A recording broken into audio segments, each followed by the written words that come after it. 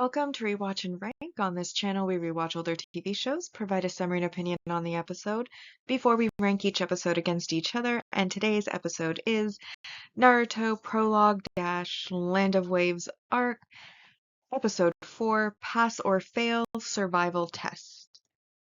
Episode in a nutshell is a brief reminder of what happens in the episode. So it starts with Sasuke, Naruto, and Sakura sitting in the classroom waiting for Kakashi while all of the other teams and even Iruka have already left. And then Kakashi does come in late. Naruto decides to play a prank because he's so late by wedging an eraser in the doorway so that when he comes in it'll hit him, and Kakashi allows it to hit him before stating that his first impression of the team is that he hates them. We then see them on the roof where they all give their introductions, basically their name, something that they like, something they dislike, and their dream for the future, which each of them go through. Obviously, Kakashi kind of gives his example as not really giving any information at all. Then Naruto goes, and of course, he likes ramen, doesn't like Sasuke, and has a dream to be Hokage. Sakura then goes, she likes Sasuke, her dream is to marry Sasuke, or rather just giggle about him, and then her dislike is Naruto. And then, of course, Sasuke has the chip on his shoulder and wants to hunt down, doesn't really like things, doesn't really dislike things. Basically, his whole goal in life is to kill a certain person and get revenge for his clan.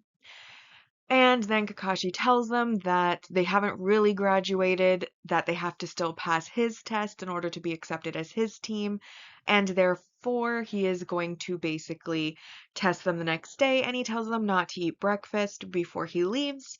We then see everybody gathering the next day, where they all meet, and once again Kakashi's very late, and they have to idle around until he comes. When he comes, Naruto and Sakura basically yell at him for being so late. He then explains the bell test, which is essentially that in order to pass, they have to steal one of two bells on his person, and that the person who doesn't get the bell has to go back to the academy. And this motivates them all to try to get the bells, but not as a team because they believe that they have to be against each other. And so the battle begins. Sasuke and Sakura go and hide in the woods. Naruto decides he wants to have a out in the open battle fair and square, which is not the ninja way of doing things. And he first attacks Kakashi. Kakashi then sends him flying into the river.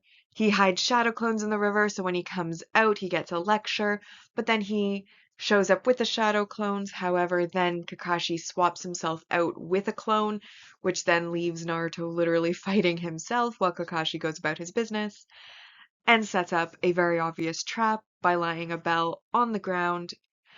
And so when Naruto then sees that, he goes after it and ends up hanging from a rope by his ankle in a tree. And once again, Kakashi lectures him on, how ninjas should be behaving in battling. Sasuke, who's been watching from the trees, decides to take that moment to attack Kakashi, and the cliffhanger that we get left on is him throwing shuriken at Kakashi, who is then shown flying to the side. But now that we've been reminded about what happened in the episode, we'll now rank the episode, and as always, we'll start with the mostly objective ranking, followed by the personal ranking. So mostly objective rank values we have +4 for our multi-arc main character development, which is the team introductions, where we learn, again, their likes, dislikes, goal for the future, etc. of each of the characters. Then we have the multi-arc main character growth, which is worth 4 points, and that is Kakashi using his 1,000 years of death, which is new. More on that later. Then we have the world building piece, which is the revelation that only 3 teams are allowed to officially graduate from the academy and become genin.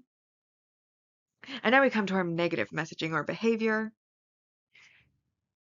So that was 12 positive points, but it's not going to stay that. So our first negative messaging or behavior is, of course, pranking an authority figure. While pranks can be fun between people who appreciate pranks, pranks also can be highly offensive to people who do not appreciate pranks. And also, it is very disrespectful to do a prank on an authority figure. Like between friends is one thing, between family is one thing, but between like a teacher and a student, that's a different thing all entirely, or like an employee and a boss. If you are, a prankster, not authority figures, in my opinion. So I did decide to take 2 points for the pranking of an authority figure because I just think that that's negative behavior. Then the next negative messaging or behavior is I just fundamentally disagree with only 3 teams being allowed to officially graduate. The fact is, they seemingly spend years of their life at this academy learning how to enter this specific career, that being the career of a ninja. And then the vast majority of the people who graduate don't even get to enter into that career. And I can understand wanting to wheedle out those who maybe aren't cut out for it, but one, they could do that at the academy level before they've wasted years of their life, or they could let it happen naturally once they become genin, when they're not able to get promoted to tuning, then they would eventually probably give up. And there's also the inherent kind of nepotism that's in it, where we see, now this has been pointed out in multiple fan fictions as well, that coincidentally the teams that pass are the ones that had kids from old clans that helped found the village, or the highest scoring, or the Jinchuriki.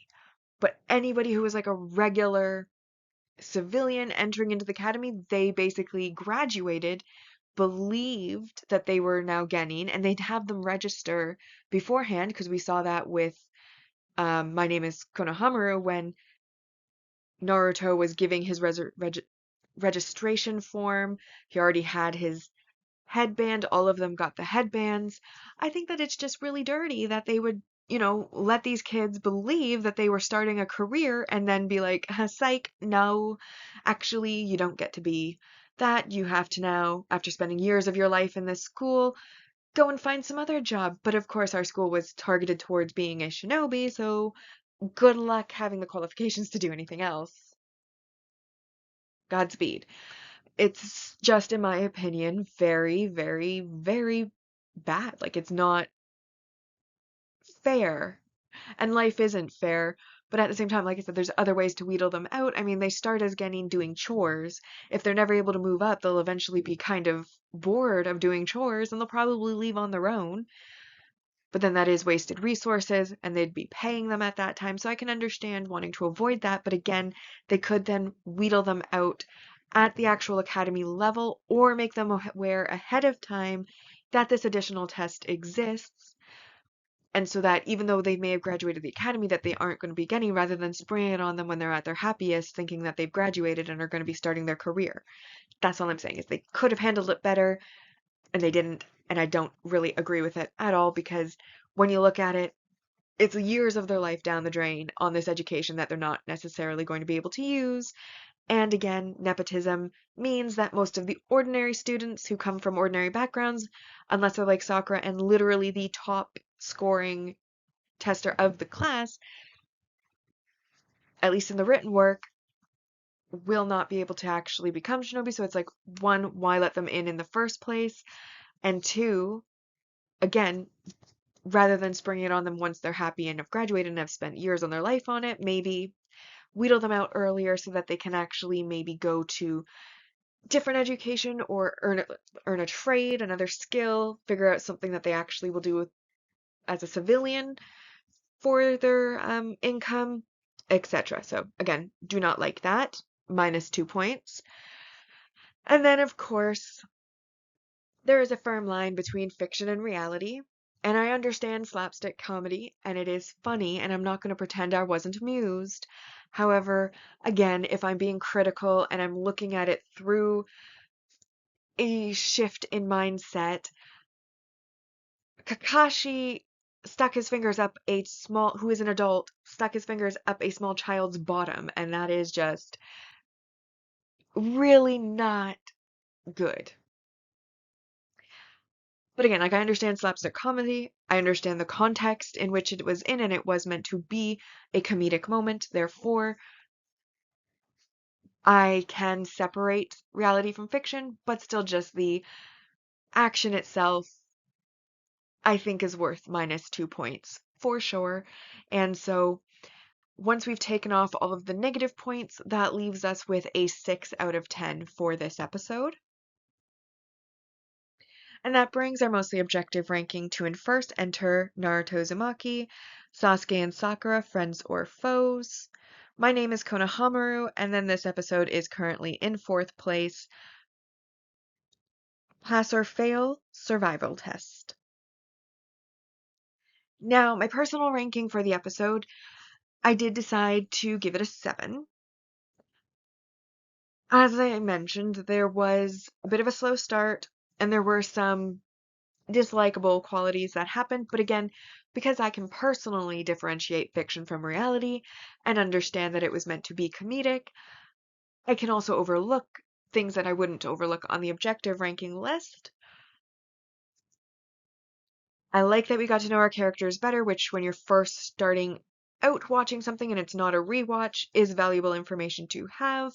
I like that we got in the second half a lot of the action, which is Naruto's fighting. Of course, he fights terribly, and that is again meant to be comedic in nature and show that Naruto is at this point very unskilled and immature, but has, you know, power behind him, hence being the multi-shadow clones and being able to hide them and show them. So it shows like he's not smart, but can be clever. Because smart and clever are two different things, in my opinion. And so, clever hiding his clones under the water, absolutely dumb to go after an adult teacher who is several levels ahead of you face to face up front, especially when your career is to be a shadow soldier fighting from the shadows, going on like this, being more uh stealthy. That's the word I'll use. You're meant to fight more stealthily, and you are not doing that when you are fighting face to face. So there was that, and then of course there was the comedic moments throughout the meeting and the early things. You know, Sakura's got her weird split personality that does eventually disappear. Ultimately, I thought it was a good episode. It was entertaining, but it did have its flaws, and it didn't really hold my attention completely, which is why it is a score of 7, and it is in second place. So first we had My Name is Konohamaru, because Konohamaru is adorable. Then we have Pass or Fail, Survival Test here in second, which again was an entertaining episode, though it did have its flaws and could be a little bit boring, at least at the beginning. Then we have Enter Naruto Uzumaki, followed by Sasuke and Sakura, friends or foes, in last place so far. Bringing us to the mostly objective ranking, and we have for the series ranking so far, 34 out of 190. And then personal ranking was 27 out of 190. But with that, we have rewatched and ranked Naruto Prologue Dash Land of Waves arc, episode 4, Pass or Fail Survival Test. Like and subscribe if you'd like to, and I'll see you in the next episode.